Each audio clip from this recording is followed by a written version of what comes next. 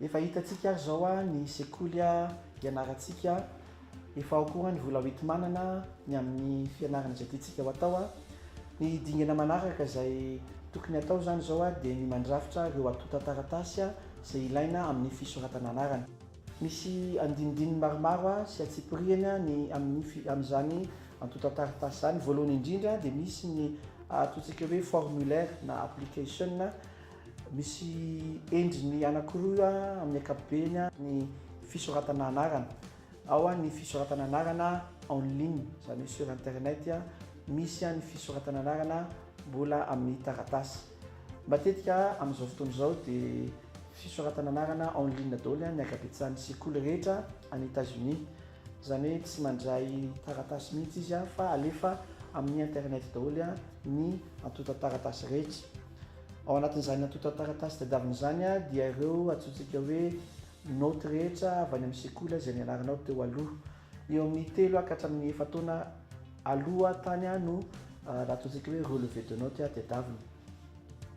Raha ohatra ka tsy misy teny anglisy ireo atotan-taratasy ireo dia tsy maintsy misy dikateny voamarina tsara miaraka aminy. Ao koa ireo diplôma na mari-pahaizana rehetra izay efa azonao teo aloha na ireo karazana certificat ngany antsointsika azy izay tsy maintsy ampiarahana amin'io atotan-taratasy io. Mazava loatra dia averiko ihany fa tsy maintsy misy dikateny mazava tsara sady mitombina amin'ny teny anglisy zany rehetra zany.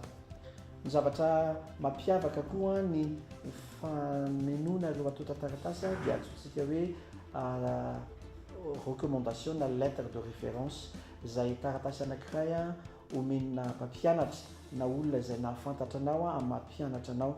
Io dia taratasy anankiray milazalaza momba anao hoe nanahoana ianao amin'ny mampianatra anao, azo afaka hanondro fianaranao ara-dalàna any États-Unis tsara ve ianao, dia io mpampianatra io no manoratra izay mandrafitra lahatsoratra ho anao, somary mandoka anao izy sady manolotra anao ho an'ilay sekoly fa ity mpianatra ity dia afaka manondro fianarana any États-Unis tanteraka.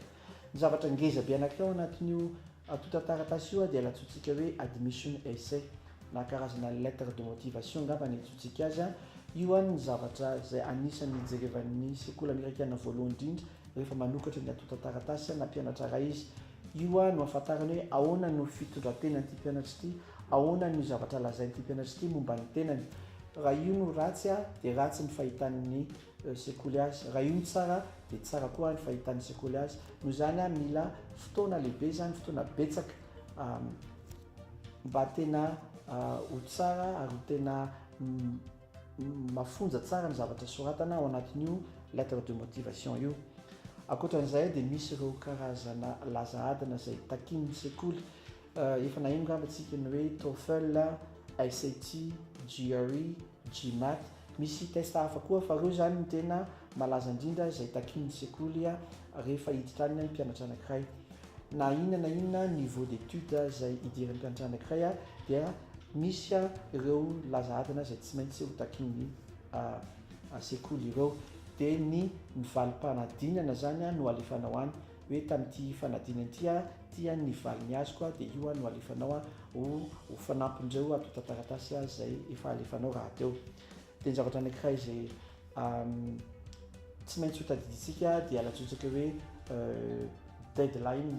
Ny deadline zany dia daty anankiray, daty farany izay ametrahanao ny atotan-taratasy. Ny deadline dia zavatra ngeza be mihitsy, tsy mahazo diso an'io deadline io tsika fa rehefa miteny izy hoe 1er décembre dia 1er décembre tsy misy fialan-tsiny mihitsy azo apetraka momba an'io deadline io, fa rehefa tapitra ny fe-potoana dia tsy mandray intsony ilay sekoly, na dia andro iray fotsiny ary dia tsy mandray mihitsy izy. Ny torolalana rehetra izay omen'ny Education USA dia mamaim-poana, tsy andoavam-bola, feno tanteraka, no amarinina ary sady no avaozina mifanaraka amin'ny toe-java-misy any États-Unis.